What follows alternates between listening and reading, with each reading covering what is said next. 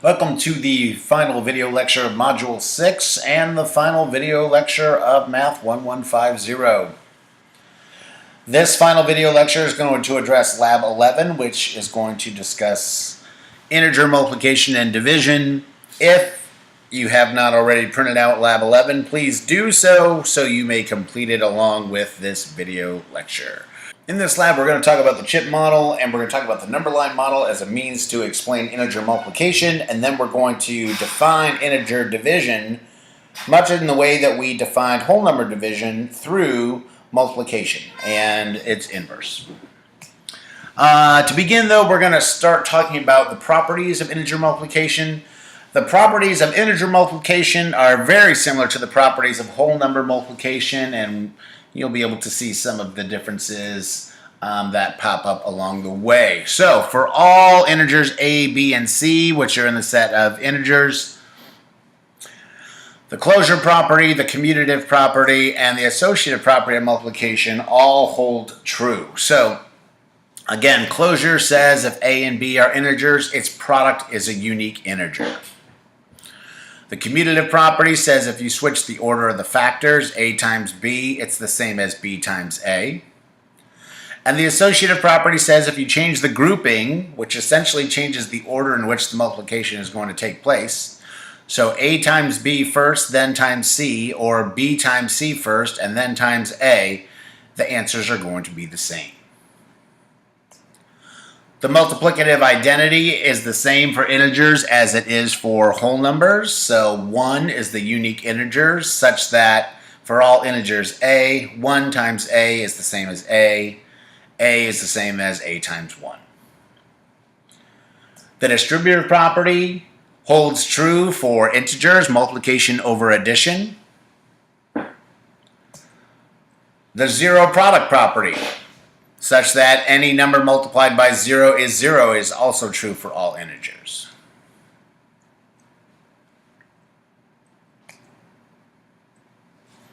The distributive property of multiplication over subtraction is also true. Everything here we've kind of talked about before, but I want to talk about these three rules here, these three properties that we'll be talking about and trying to unpack here in this lab. So if you take negative 1 times any integer a, you will end up with negative a, which basically says negative 1 times any integer will give you its opposite. So if a is positive, multiplying it by negative 1 will make it negative. If a is negative, multiplying it by negative 1 will make it positive, the opposite of a. So I don't want us to think about this as negative a.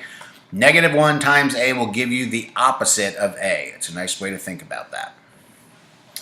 When you're multiplying two integers where one is positive and one is negative, it doesn't matter if the first factor is negative or the second factor is negative. The product of those two is going to be negative. Okay?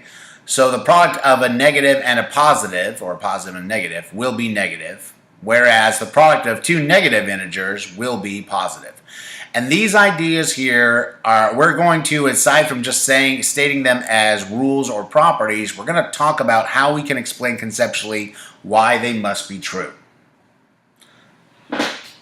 That's really the big idea, or one of the big interesting questions of integer multiplication, and that is, why is the product of two negative numbers a positive number? I can tell you that they are, but it'd be a lot easier if I could give you some ways to conceptualize why this should make sense. So we're going to use the chip model, we're going to use the number line model, and we're going to introduce an idea of using patterns to justify why the product of two negative numbers has to be positive. So we'll start with the chip model.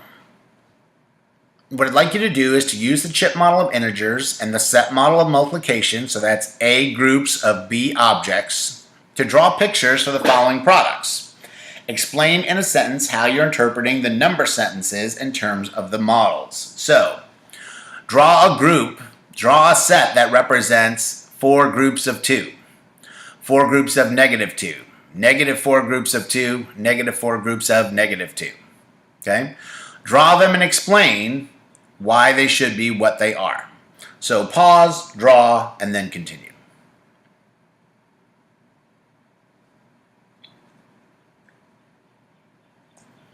Okay, if we use the set model of multiplication, again, where A represents the number of groups and the multiplication sign means of, and B tells us the number of objects in each group, we can make sense of integer multiplication. 4 times 2 means 4 groups of 2 positive chips. So if I were to start with my set, and I know here I want to show 4 groups, 1, 2, 3, 4 groups with 2 positive chips in each group. And if I find the value of this set, 1, 2, 3, 4, 5, 6, 7, 8 yellow, its value is 8. So 4 groups of 2 positive chips are 8 positive chips, which is 8.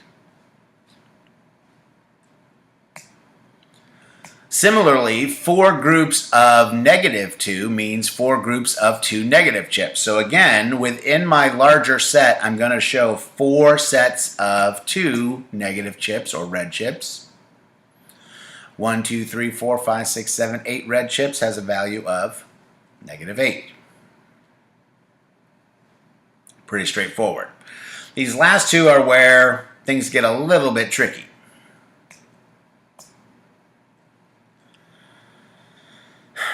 When I first look at this, I might think of it as -4 groups of 2. Well, -4 groups of 2, like I don't know how to show you -4 groups. I can show you 4 groups, but I can't show you -4 groups. But I could show you the opposite of 4 groups. So that's one of the ways we're going to look at this. We're going to think of this negative sign as meaning the opposite of 4 groups of 2 positive chips.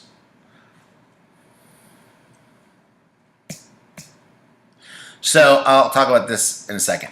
If 4 groups of 2 positive chips is 8, and it is, then the opposite of 4 groups of 2 positive chips is -8. So here's 4 groups of 2. The opposite of 4 groups of 2, I'll take the opposite of all those chips and be -8. The other way that we could have thought about this is to use the commutative property to get around it. So if thinking about -4 groups was hard for us to think about, and it is, we could rewrite this as 2 groups of -4 and then draw 2 groups of 4 negative chips. We know it's got the same answer. So one of the ways to get around when the number of groups is negative is to use the commutative property, assuming that this second factor is positive. But one of the reasons why I didn't just go to that is because our last example, -4 groups of -2, it doesn't matter if I switch the order, the groups are going to be negative. So I have to figure out how to deal with the fact that I've got a negative number of groups. So I'm going to think of it as the opposite of 4 groups of 2 negative chips. So I'm going to draw 2 pictures, and I'm going to draw 4 groups of 2 negative chips, which is -8. And then the opposite of 4 groups of 2 negative chips must be +8. So that's how we would use the chip model to think about why the product of 2 negative numbers is positive. If I think of this as the opposite of 4 groups of -2, the opposite of 4 groups of -2. So 4 groups of -2 is -8, so the opposite of 4 groups of -2 should be +8.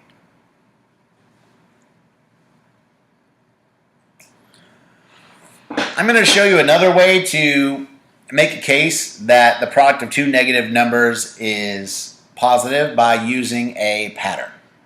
And I'm going to use the uniqueness closure property, the uniqueness issue of the closure property of multiplication. So I'm going to start off by finding 3 times -2, and I can do this using repeated addition if I want to. So 3 groups of -2 is the same as -2 plus -2 plus -2, which we know is -6.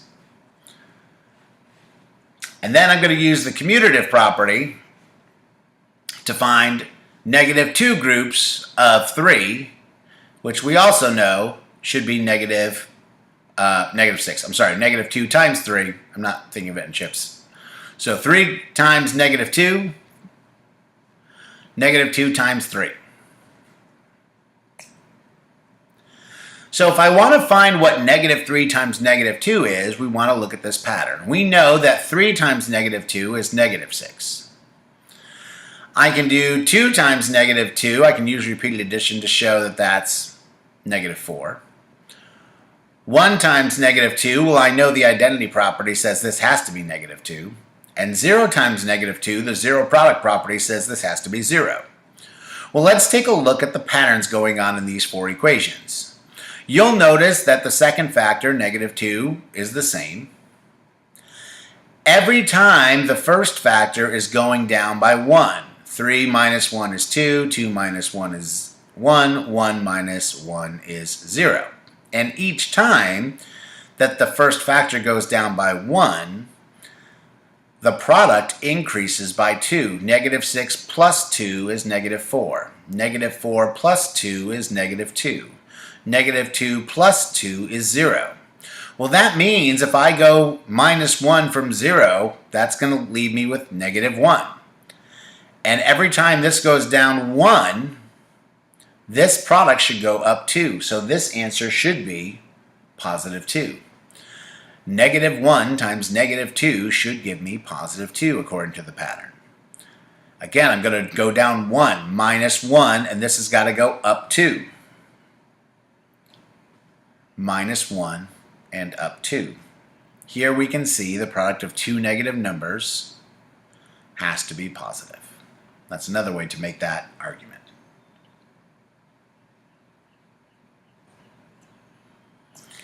The last way I'm going to make this argument is using our number line model. Now, our number line model for integer multiplication is a little bit different than the way we interpreted the symbols for a plus b and a minus b as integers for number line addition or subtraction.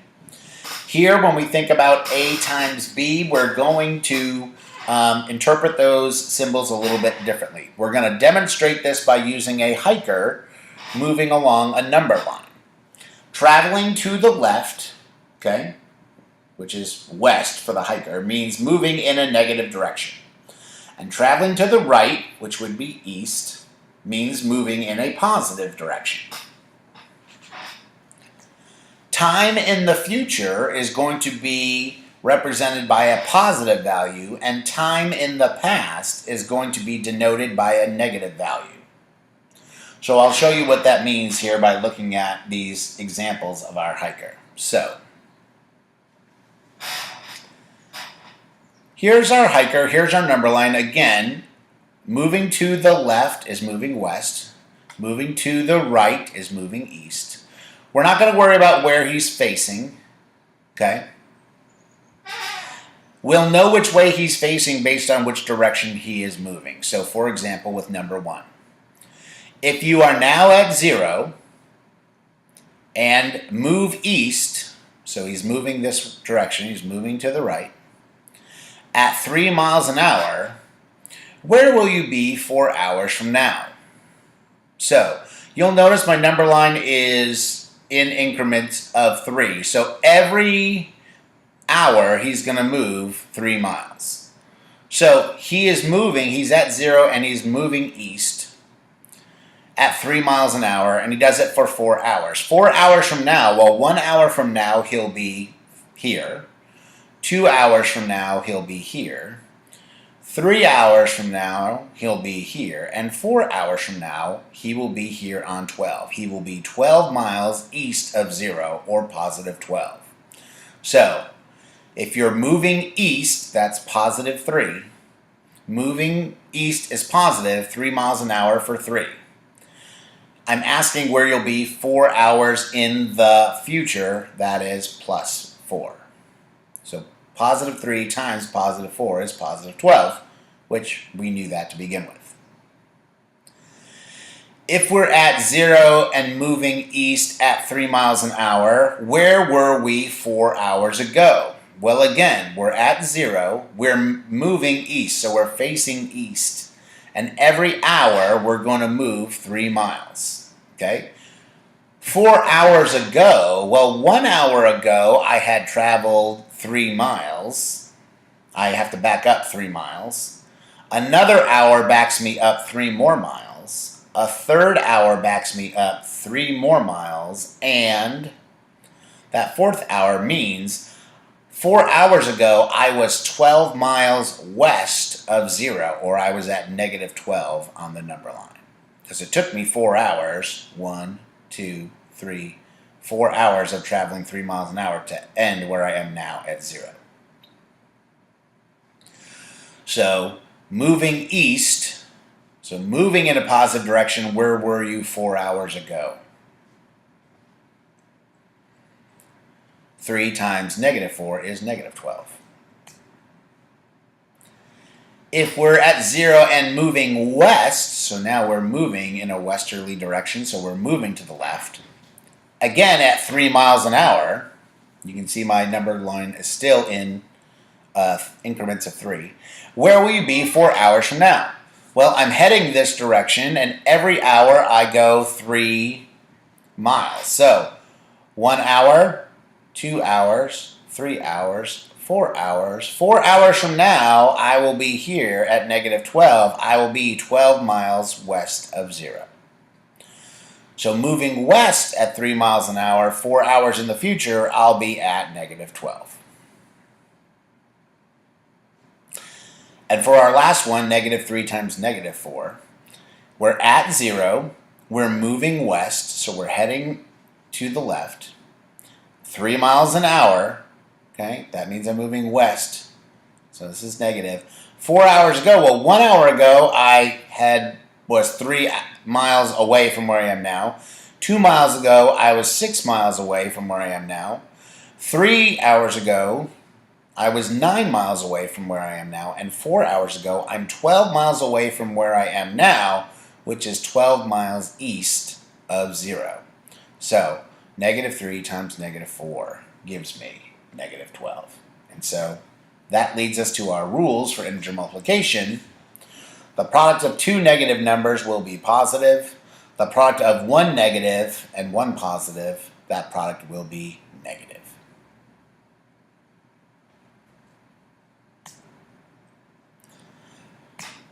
Once we've established rules for addition, subtraction, and multiplication, we can use the inverse relationship between multiplication and division to establish rules for dividing integers, much like we did with whole numbers.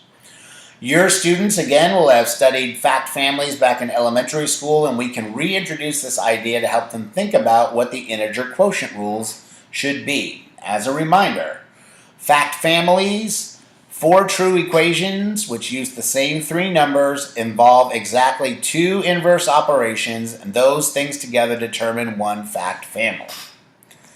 So fact families for multiplication and division, for example, 4 times 5 is 20. The second related fact, I use the commutative property to change 5 times 4 is 20. So there's my 2 multiplication problems. They're going to be differentiated by the commutative property. The product is the same. When I start my division, the product, the total number of objects divided by the number of groups gives me the number in each group. The total number of objects divided by how many are in each group give me the number of groups. So 20 divided by 5 is 4, 20 divided by 4 is 5. Same thing if I were to start with division. 15 divided by 3 is 5, so 15 divided by 5 is 3. 3 times 5 is 15. 5 times 3 is 15. Once we have these integer number sentences, okay, I'm going to start with these 2 multiplicative ones, and this one starts with division.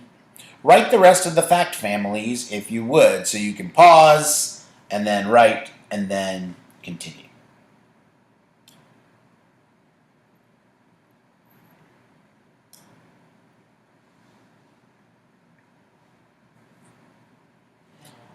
All right, so let me throw those up there. So if 6 times negative 2 is negative 12, then negative 2 times 6 is also negative 12. That means negative 2 divided by negative 12 divided by negative 2 is positive 6. Negative 12 divided by 6 has to be negative 2. If negative 7 times negative 8 is 56, that means negative 8 times negative 7 is 56. Change the orders.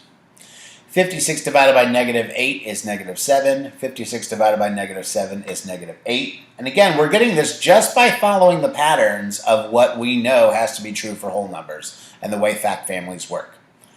If I start with this division equation, negative 30 divided by 6 is negative 5. That means negative 30 divided by negative 5 has to be 6.